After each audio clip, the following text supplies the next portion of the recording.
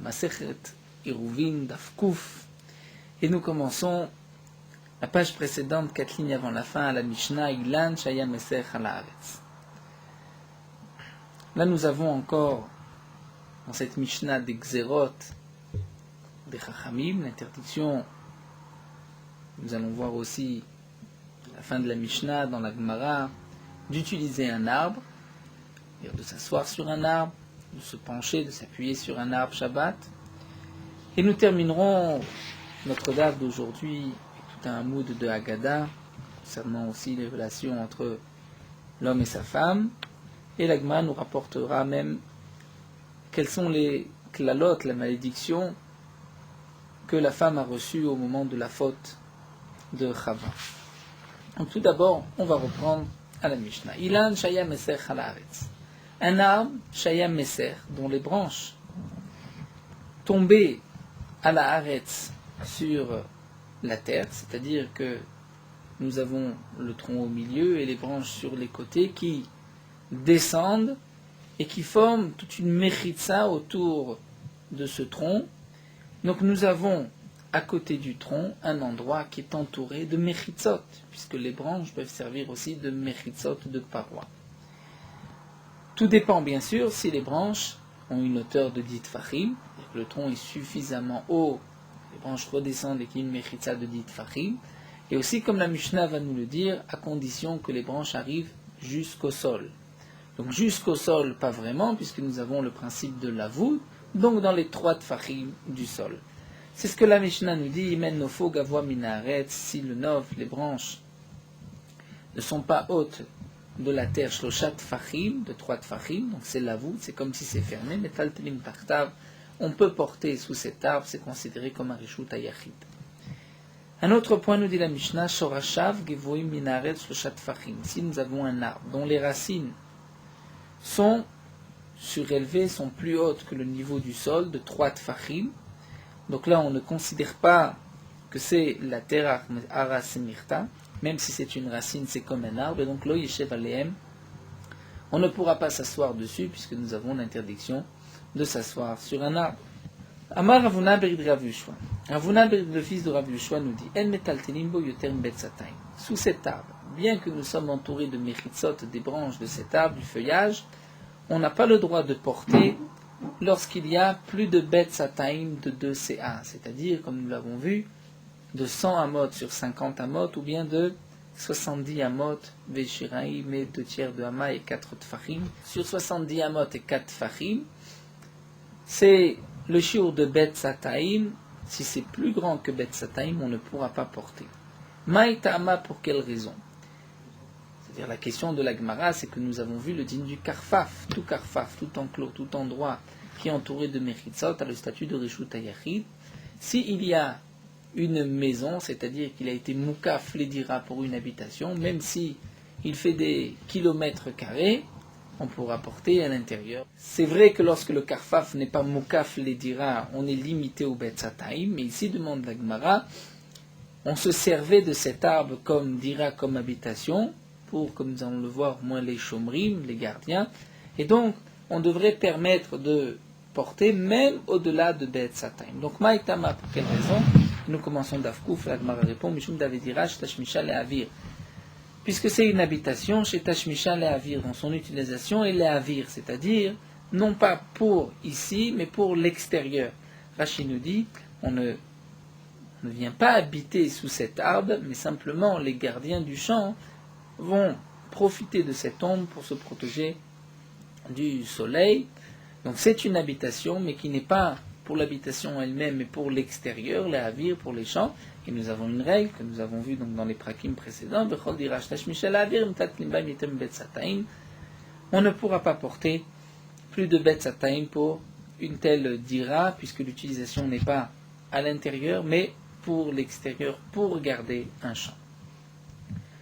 Là, la Gemara reprend le deuxième din, Sharashav Givoy Minaret. Si les racines sont surélevées, sont plus hautes que 3 tfachim. Itma, nous dit la Gemara, nous avons une memra, une marloquette entre Rabba et Rav Sheshat. Shorshei Gilan Abaim Milemaala Mishlosha Letor Shlosha. Des racines de l'arbre qui descendent de plus de 3 vers moins de 3. C'est-à-dire, les racines au départ montaient à plus de 3 tfachim du niveau du sol, et ensuite, elles se sont penchées et elles redescendent, sont courbées, elles redescendent dans les 3 tfachim. Est-ce qu'on a le droit de s'asseoir lorsque on est en dessous des 3 tfachim? Donc au-dessus des 3 tfachim, c'est sûr que c'est interdit. Mais en dessous, est-ce qu'on peut ou pas? Rabba Mamuta, Ishtamesh Ben. Rabba dit on pourrait utiliser ses racines. Et on comprend simplement Rabba, puisque maintenant on est en dessous de 3. En dessous de 3, c'est comme si on est sur le sol. L'interdiction d'utiliser un arbre, c'est lorsque c'est au-dessus de 3. Mais Rav Sheshat Amar Asur Ishtamesh Ben, Rav Sheshat nous dit nous avons une interdiction. Pourquoi? Rabba Mamuta Ishtamesh Ben Dekol Pachot Migimel Ara'i nous dit Rabba, on peut utiliser ses racines, puisque chaque fois qu'on est en dessous de 3 tfachim, du niveau de la terre, Araï, c'est la terre. Et donc, on pourra utiliser ses racines. Rav Sheshat Amar, Asur Leishtamesh Ben, Rav Sheshat nous dit, nous avons l'interdiction d'utiliser ces racines. Pourquoi? Des kevan de mikoach isur kaate asurin. Étant donné qu'elles viennent d'un isur, puisqu'au départ, un peu plus haut, lorsqu'on remonte la racine, donc on arrive à plus de 3 tfachim, donc là c'est un endroit interdit, donc même lorsque ça descend, ça reste interdit. La Gemara nous donne 3 cas où on pourrait reprendre cette marloquette de Rabba et Rav Sheshat, et la Gemara va nous dire que c'est seulement dans un cas où il y a une marloquette. Des damu ke meshunita.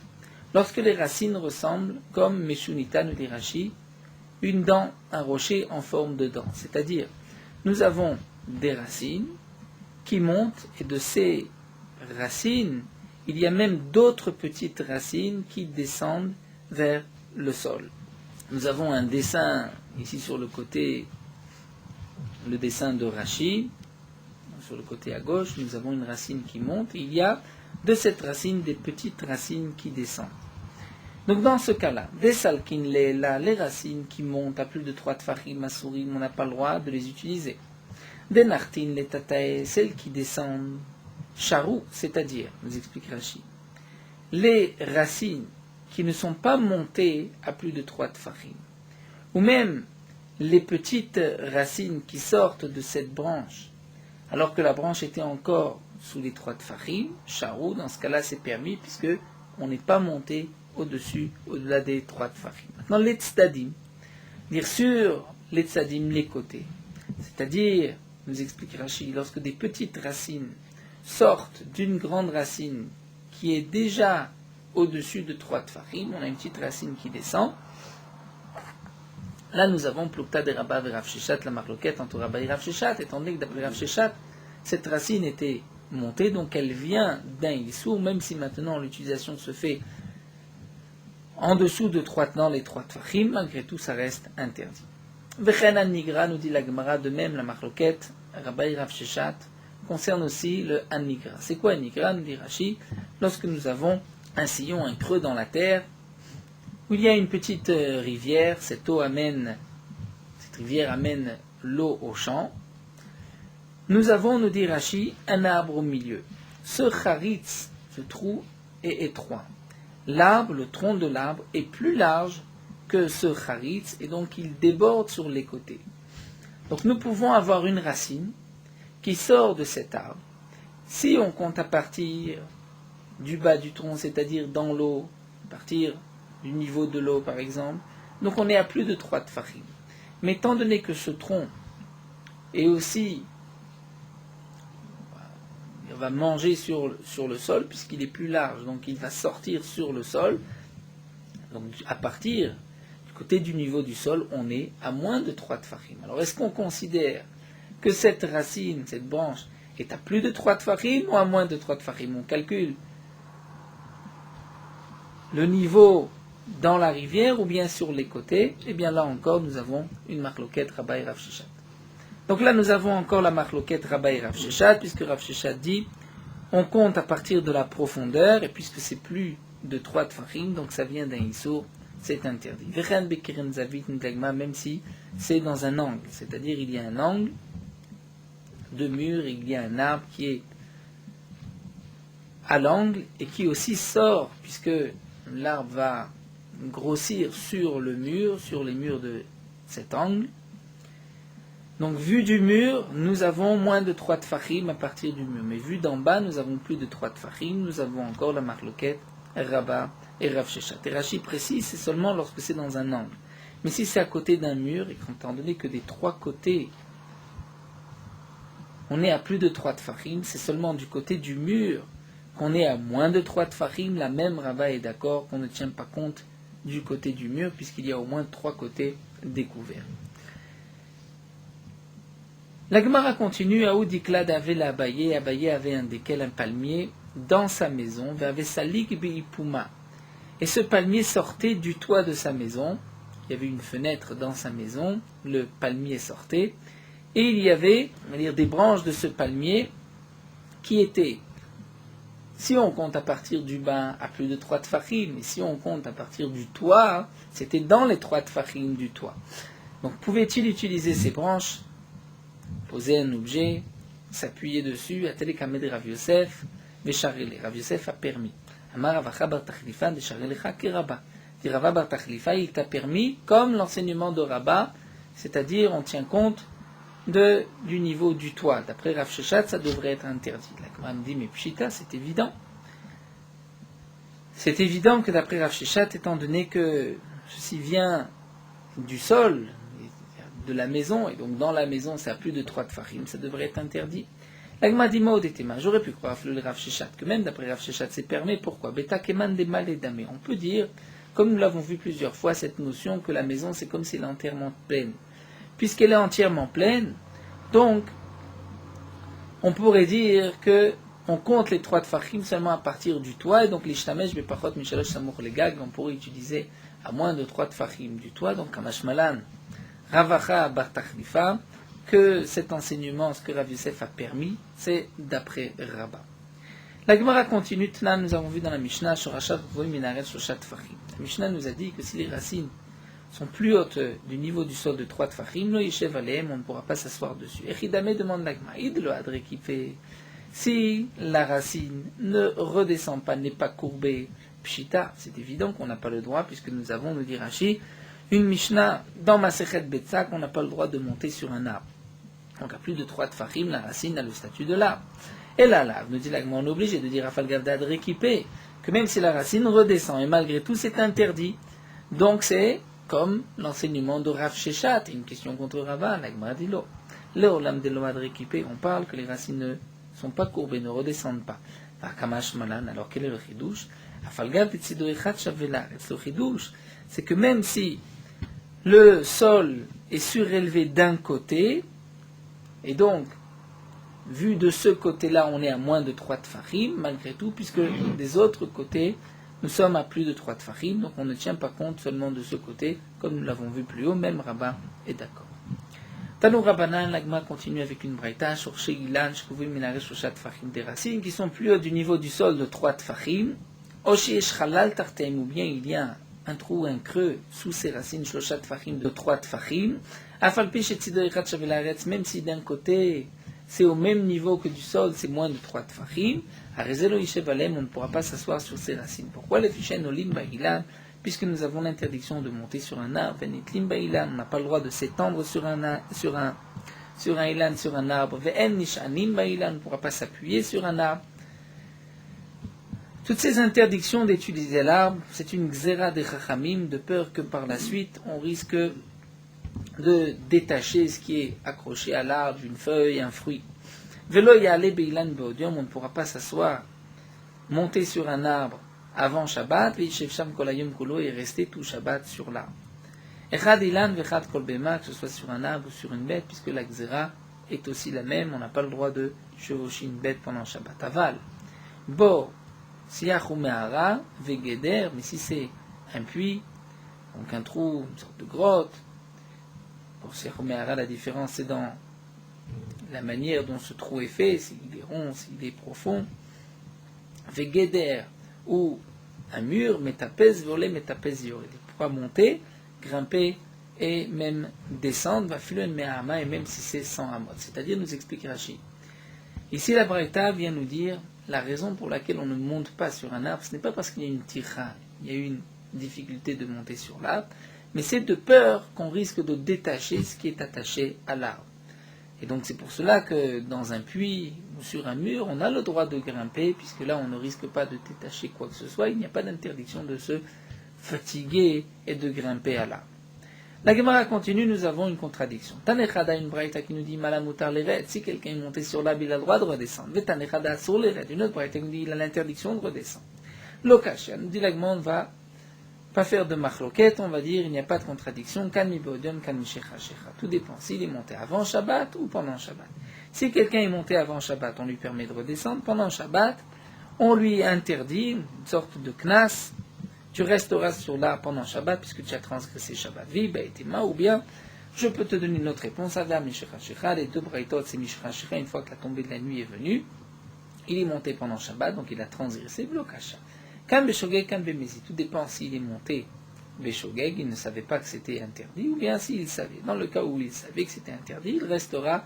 Il y a une amende, un knas des chachamim, il devra rester tout Shabbat. Ou bien, dit l'agma, je peux te donner une autre réponse, une autre explication de la braïta. Ha vea beshogeg, dans les deux cas, on parle beshogeg, sans faire exprès. Ve'acha, ici, il y a effectivement une machloquette entre les deux braïtot.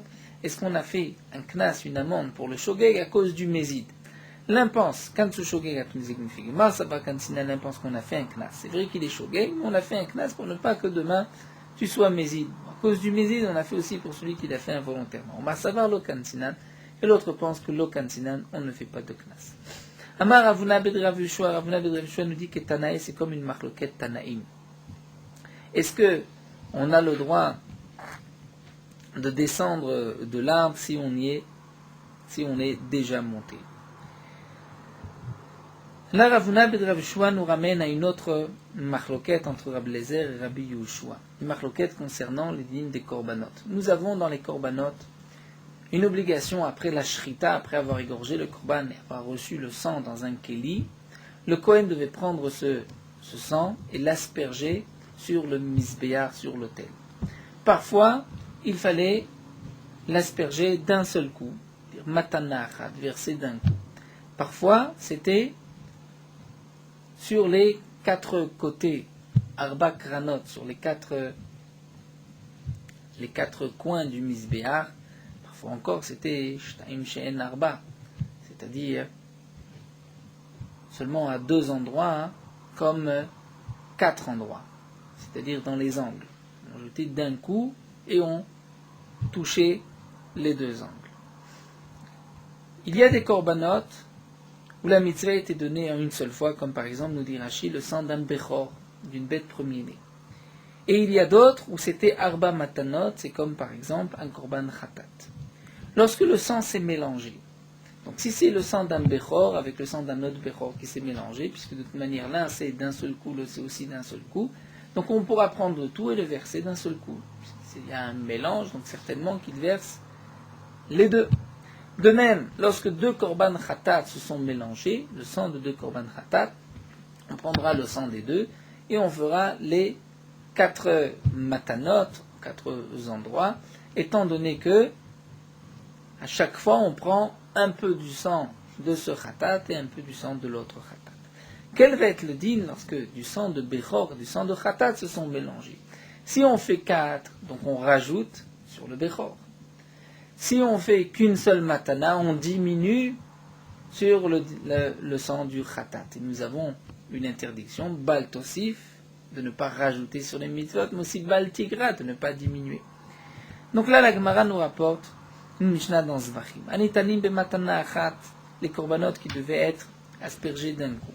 Chez les tarvum benitanim matana achat qui sont mélangés avec un autre korban, ou aussi on va donner d'un seul coup, c'est-à-dire korban bechor. Minatnu be matana achat, on donnera d'un coup. Ou bien encore matana arba, un khatat avec un autre khatat. Minatnu matana arba, on donnera les 4 aux 4 endroits. Korban khatat, c'était avec le doigt. Matan arba me matan achat. Mais lorsqu'un korban khatat s'est mélangé avec le sang du korban bechor, Rabbi Lezer Omer, inatnu matan arba. Rabbi Lezer dit, on donnera 4. Rabbi Yehoshua Omer, inatnu matan achat. Rabbi Yehoshua dit, on ne fera qu'une seule matana. Seulement à un seul endroit, comme le dit du bechor. Amalo Rabbi Lezer. Rabbi Lezer lui dit, mais si tu fais un seul endroit, ou vers al-bal tigra, puisque pour le sang du korban khatat qui est mélangé ici, il faut à 4 endroits. Amalo Rabbi Shua, au verbe baltosif, dit Rabbi Shua, mais si tu mets à 4 endroits, donc tu transgresses, tu rajoutes pour le korban bechor, alors qu'il ne fallait qu'un seul endroit. Amar Rabbi Lezer, lo amrou, l'akshu be'atzmo, dit Rabbi Lezer, il n'y a pas d'interdiction de baltosif. L'interdiction baltosif seulement lorsque j'ai du sang de khatat qui n'est pas mélangé avec un autre sang. Alors Rabbi Shua, l'onema baltigra, l'akshu be'atzmo, dit Rabbi Shua, de même, baltigra, l'interdiction de diminuer. Lorsque tu dois faire 4 et que tu ne fais que 1, c'est interdit seulement lorsque tu as du sang de khatat. Mais lorsque tu as un mélange, il n'y a pas d'interdiction.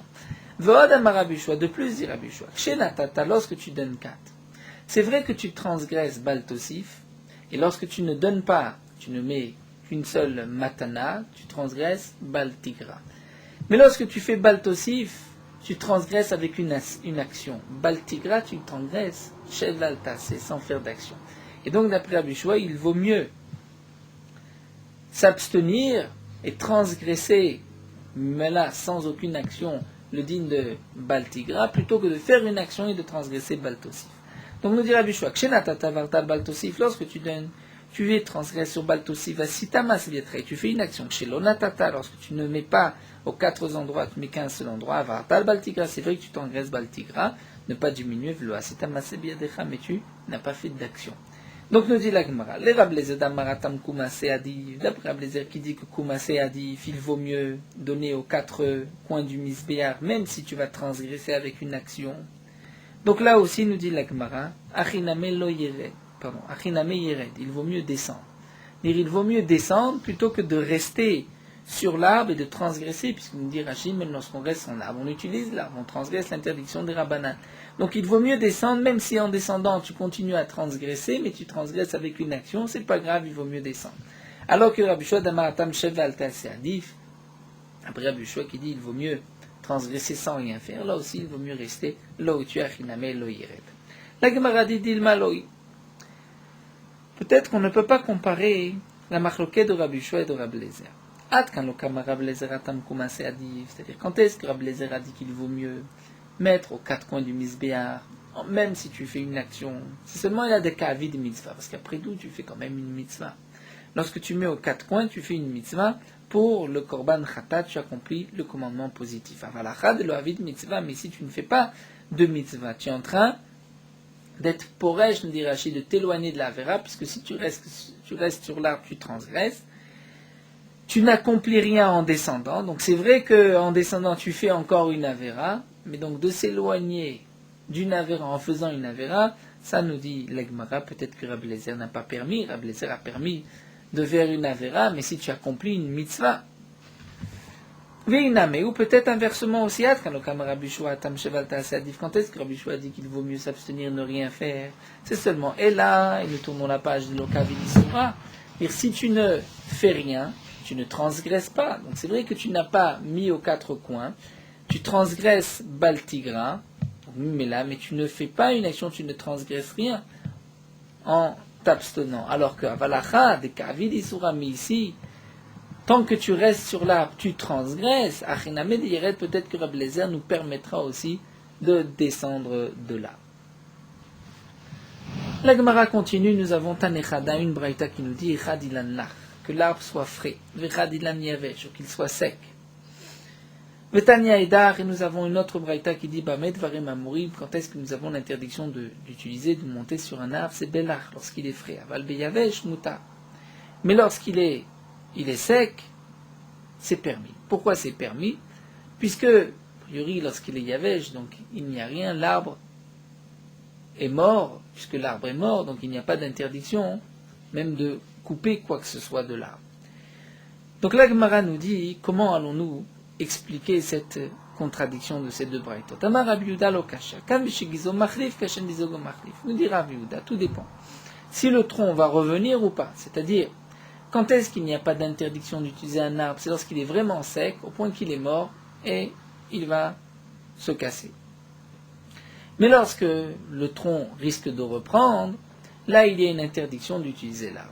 Alors nous dit la Gemara, Gizo Machlif, Yavesh Karitale. Et lorsque Gizo Machlif, c'est-à-dire que le tronc va revivre, tu ne peux pas appeler ceci un arbre sec, Yavesh. Donc dans la Braïta, lorsque c'est marqué Yavesh, ça ne veut pas dire un arbre qui te semble mort mais qui en vérité n'est pas mort. C'est vraiment un arbre qui est sec. Alors la Gemara va donner une autre réponse. C'est la lokash. Tout dépend. Si c'est en été ou en hiver. En été, nous dit Rashi, si l'arbre est sec, c'est permis. Pourquoi? Puisque tout le monde voit qu'il est sec, qu'il n'y a plus de feuilles, et donc tu ne risques pas de détacher quoi que ce soit, donc il n'y a pas d'interdiction. Mais en hiver, étant donné que en hiver, il n'y a plus de feuilles sur l'arbre, donc là, que l'arbre soit l'arbre où il y avait, on t'interdit même s'il est sec. Pourquoi? Puisqu'il y a Marita Aïn, c'est-à-dire celui qui te voit peut se dire, tiens, mais cet arbre-là, il est encore vivant. C'est vrai qu'il n'y a pas de feuilles, parce qu'on est en hiver, il n'y a pas de feuilles, mais l'arbre est vivant. Donc si l'arbre est vivant, il y a une interdiction. Donc voici la différence. Quand est-ce que monter sur un arbre mort, c'est permis en été, mais pas en hiver?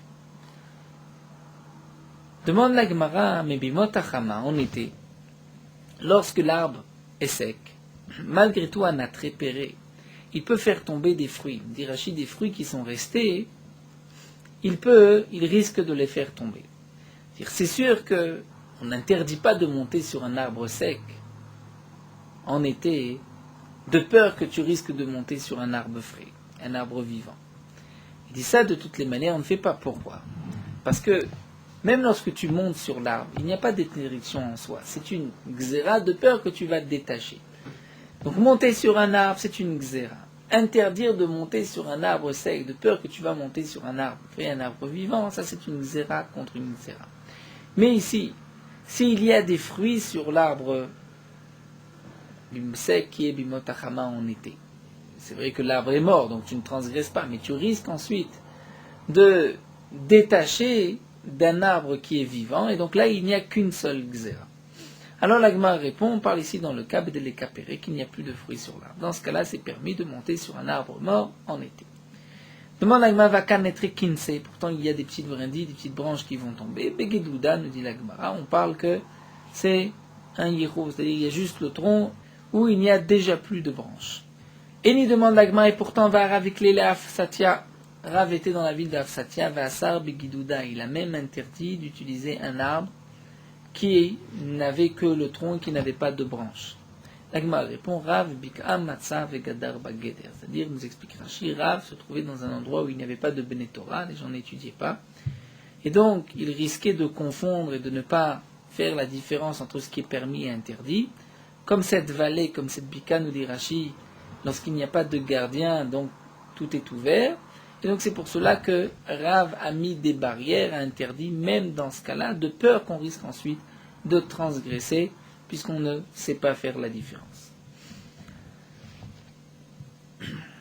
Donc la conclusion de la Gemara, si nous avons un arbre sec en été, lorsqu'il n'y a plus de fruits, il n'y a plus de branches, nous avons le droit d'utiliser ou de monter sur cet arbre.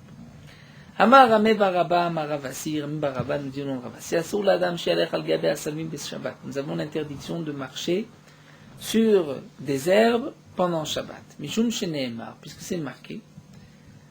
Nous avons un passou qui dit Ve'atz beraglaim chote, celui qui s'empresse avec les pieds, c'est-à-dire qui marche rapidement, mais donc par le fait de marcher chote, il faute. Pourquoi faute-t-il, nous dit Rashi, puisqu'il va détacher des herbes du sol. Tanechada, Melagman nous rapporte, nous avons une braïta qui dit Mutar lelech al gabe asamim be Shabbat. On peut marcher sur des herbes pendant Shabbat. Tanya et Darasur, nous avons une autre braïta qui dit que c'est interdit. Comment comprendre les deux braïtot lokash? Abelachim, abeiveshim, tout dépend.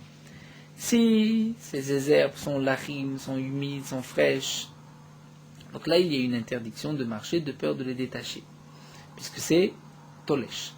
C'est abeiveshim, si les feuilles sont sèches.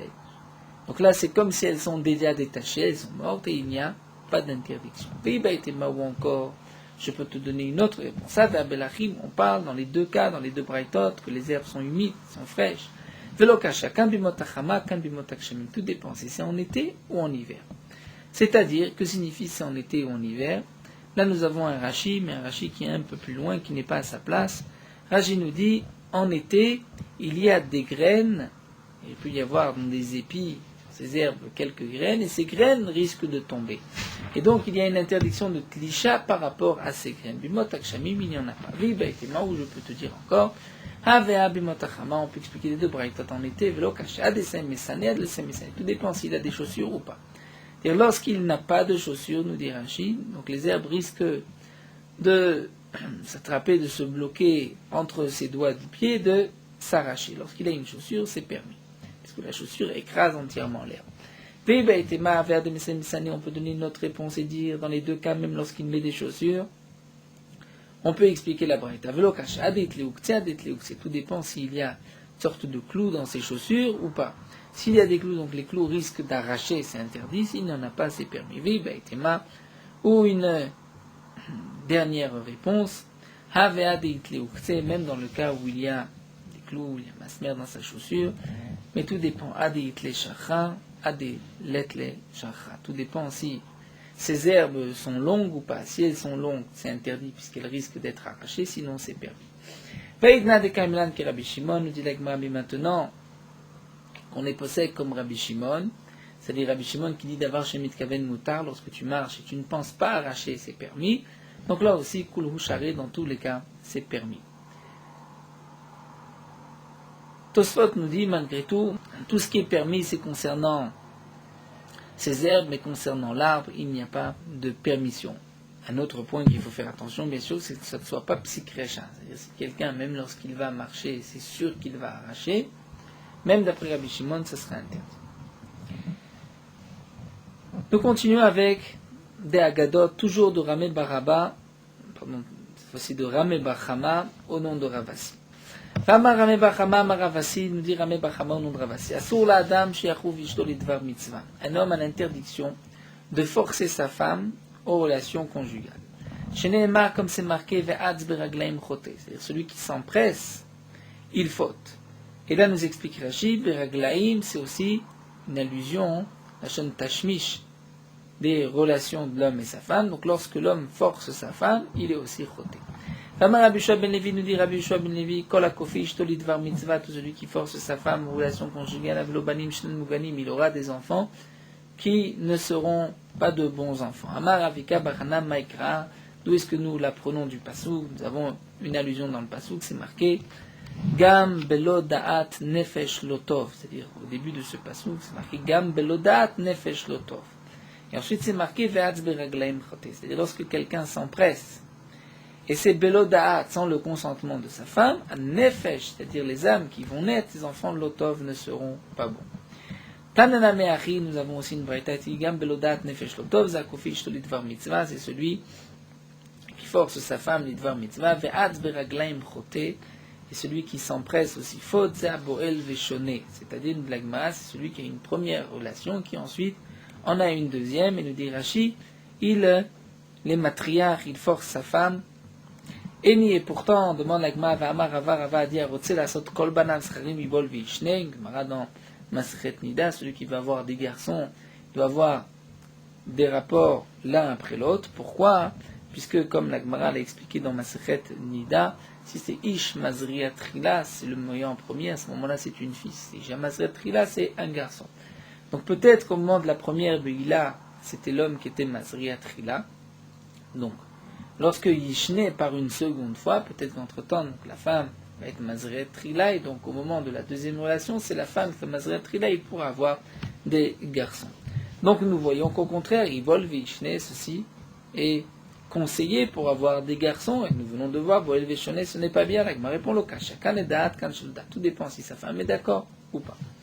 Amar Rav Shmuel bar Nachmani, Amar Rabbi Yochanan, Rabbi Yochanan, Kol Isha Shetovad Ba'ala Lidvar Mitzvah, toute femme qui demande, qui réclame à son mari Lidvar Mitzvah les relations conjugales, Avenlo Banim Shaflu Bidorosh El Moshe Le Ikmotam, il donnera des enfants que même dans la génération de Moshe Rabbeinu, il n'y avait pas de tels enfants. C'est-à-dire des Ilu Bidorosh El Moshe Ktiv. À l'époque de Moshe Rabbeinu, c'est marqué Ktiv, Vavulachem Anashim Chachamim. Dire choisissez Anashim, des hommes Chachamim, sages ou Nvonim, Nevonim, des rachistes qui peuvent comprendre, qui ont l'intelligence de comprendre une chose d'une autre. Ve'yidouim les shiftechem que vous connaissez, Vasimem Beroshechem, et je vous les placerai la suite du pasouk, à votre tête. Ensuite, c'est marqué, j'ai pris les grands de vos tribus, Anashim, Chachamim, Vidouim, donc des hommes sages, Vidouim, Punissé, Vilou, Nevoni, mais cette intelligence, ce n'est pas marqué. Pourquoi Loashkar? Il n'a pas trouvé, Moshe Rabbeinu n'a pas trouvé d'Anashim, Nevonim, d'hommes intelligents, au point de Mevin Davar, Mikol Davar. Et pourtant, Vilou Gabeléa, concernant Léa, nous savons, comme c'est marqué dans le pasuk, qui va t'etze Léa likrato, va tomer elai, tavo, kisechar secharticha. Lorsque Léa a vendu, c'est-à-dire à Rachel, les doudaé de son fils, le jasmin que son fils avait trouvé, à ce moment-là, elle a pris contre cette vente le jour de Rachel avec Yaakov.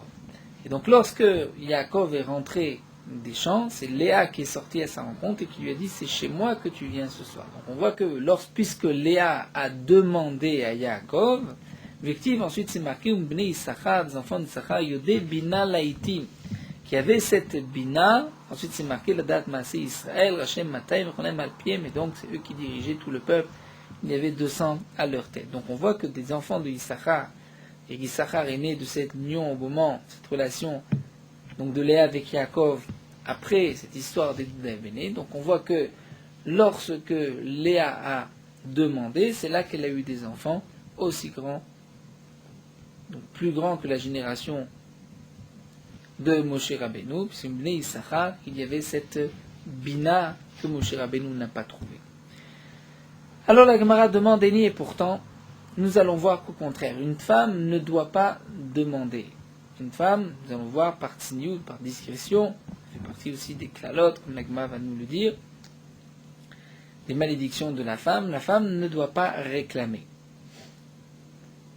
Donc comment se fait-il qu'on va voir qu'au contraire, lorsque la femme réclame, c'est à ce moment-là qu'elle va avoir des enfants que même à l'époque de Moshe Rabbeinu, il n'y en avait pas de tel. Pourtant, Rav Yitzhak bar Avdimi dit, il y a eu 10 malédictions que Chava a reçues au moment de la faute. Dirtiv, c'est marqué. Elle a Isha Amar, Kadosh Baruch Hu a dit à la femme, Harbe, Harbe. Dire, je multiplierai ta souffrance dans la grossesse. Et là, la Gemara explique. Arba, Harbe, Lushnet, Bedamim. C'est les 200. Achad dam nida, le sang de nida.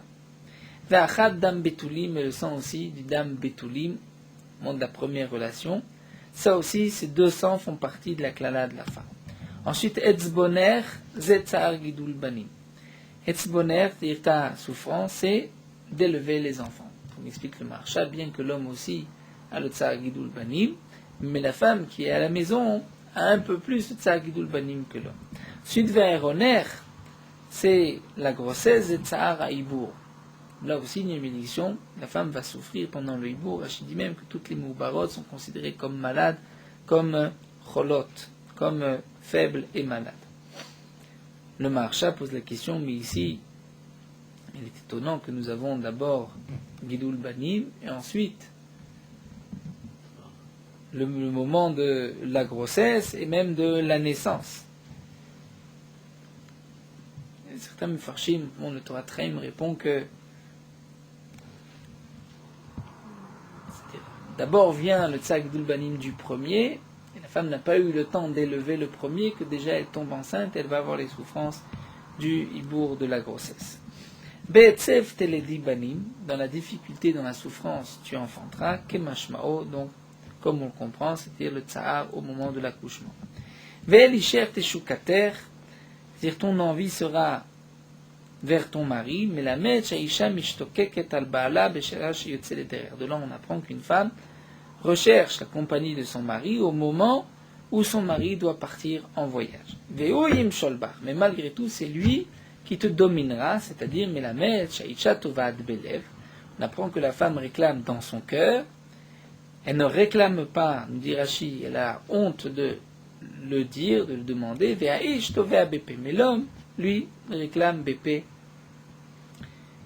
Ouvertement, c'est lui qui exprime.